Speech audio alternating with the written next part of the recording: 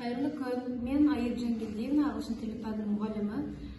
Біздер осы кезге дейін Жайна Иманбаевнаның АКТ-ның қыр-сырын үйрену жобасында болдық. Мұнан үйренгеніміз көп болды. Солардың бірі Jamboard платформасын сіздерге көрсетейін деп отырмын.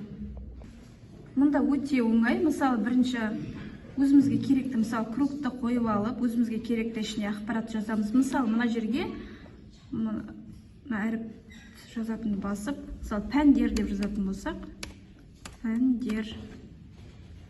Ана кішірейтіп, үлкейтуге болады. Мысалы, пәндер ішіне сыйғызып жаздық.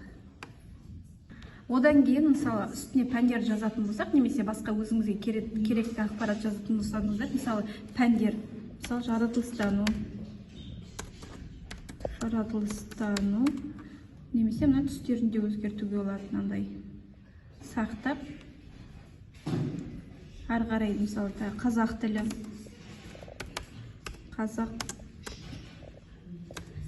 тілі, бұның түсін өзгертіп, сосын тағы бір пән жазып қойық. Математика, бұның түсін өзгерттік.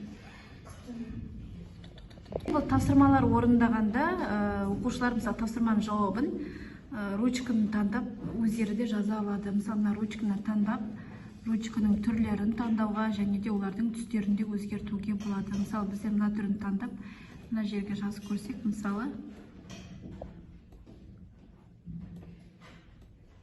осылай оқушы келіп өзі де жаза алады. Немесе мына жерде дұрыс емес болса, осылай кетіріп те жіберуге болады. Бұнда, мысалы, бір ереже түсіндіретін болсақ, ережені әкеліп, мысалы, картинкамен ережені қойып қойуға болады. Мысалы, мына загрузкада мына жерде обзор тұр, сол обзорды басып, осы жаңа, мысалы, загрузкада тұрған, интернеттен жазып қойған материалымызды мына жерден ашып, копировать етіп, соны ашамыз.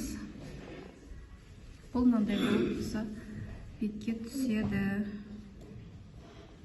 Жаңағы мына нелерді алмай, осы